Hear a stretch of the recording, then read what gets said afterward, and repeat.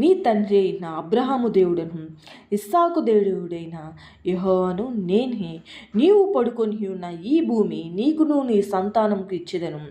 నీ సంతానము భూమి మీద లెక్కకు ఇసుక రేణు వల్లే వగును. నీవు పడమటి తట్టును, తూర్పు తట్టును, ఉత్తరపు తట్టును, దక్షిణపు తట్టును వ్యాపించదు. భూమి యొక్క వంశావళియు నీ మూలంగా నీ సంతానం మూలంగా ఆశీర్వదించబడును. ఇదిగో నేను నీకు తోడై ఉండి నీవు వెళ్ళు ప్రతి స్థలము నిన్ను కాపాడును. ఈ దేశమునకు నిన్ను మరలా రంపించెదను. నేను నీతో చెప్పినది నెరవేర్చే వరకు నిన్ను విడువనని దేవుడు యాకోబుకు మాట్లాడుతున్నాడు. యాకోబు మోసగాడు, ఒకప్పుడు మోసగాడై ఉన్నాడు. తన తండ్రిని మోసం చేశాడు, తన అన్న అయిన ఏశావును మోసం చేశాడు. తన అన్నకి రావాల్సిన ఆశీర్వాదాలు యాకోబు తీసుకొని అక్కడి నుంచి బయలుదేరి వెళ్ళిపోతాడు.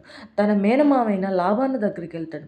అక్కడ నెమ్మదిగా ఉన్నాడంటే అక్కడ నెమ్మది లేదు. కొలువు చేశాడు, ఎన్నో కష్టాలు పడ్డాడు, నిందలు అనుమానించాడు, అవమానాలు పడ్డాడు, చేయినాటికి కూడా బాధలు పడ్డాడు. దేవుడు సమస్తము సమకూర్చినప్పుడు తను అక్కడ ఉండలేకపోయాడు.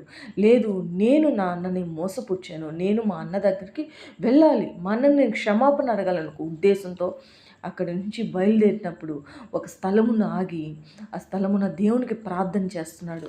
అయ్యా, నేను నా అన్న దగ్గరికి వెళ్తున్నాను, మరి మా అన్నేమో నా మీద కోపం ఉన్నాడు, మా అన్న నన్ను ఎలా ఇచ్చేస్తాడు అని చెప్పి దేవుని దగ్గర పశ్చాత్తాపడ్డాడు, కన్నీరు కార్చాడు. నేను నా సహోదరుని చేసింది మోసమే, అయ్యా నన్ను క్షమించు. నేను నా అన్న దగ్గరికి వెళ్ళినప్పుడు మా అన్న నన్ను సంతోషంగా చేర్చుకోవాలని ఒక ప్రార్థన చేసినప్పుడు దేవుడు ఆ ప్రార్థన విన్నాడు కాబట్టి తను బయలుదేరి సమస్తాన్ని తీసుకొని తన ఇంటికి వెళ్ళినప్పుడు, తన అన్న దగ్గరికి వెళ్ళినప్పుడు తన అన్న సంతోషంగా వచ్చి తనను హత్తుకొనిను.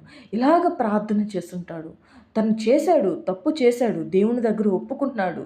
అయ్యా, నేను ఇది మా అన్నను మోసపుచ్చాను, మా అన్నను నేను అన్యాయం చేశానయ్యా అని చెప్పి దేవుని దగ్గర ఒప్పుకుంటున్నాడు. యాకోబు అంటే మోసకాడు, కానీ యాకోబును దేవుడు ఇజ్రాయేల్గా మార్చాడు. దేవుడు యాకోబుని ఆశీర్వదించాడు, తన సంతతిని దేవుడు అతడు ప్రార్థన చేసిన ఆ స్థలాన్ని బేతేలు అంటే దేవుని మందిరం. దేవుడు అక్కడి నుంచి అతని ప్రార్థన విన్నాడు. అతని ప్రార్థనకు మరియు అతడు ఆ స్థలమును బేతేలు అని పేరు పెట్టాడు. బేతేలు అంటే అర్థము దేవుని మందిరము. దేవుడు అక్కడి నుంచి అతని ప్రార్థన విన్నాడు.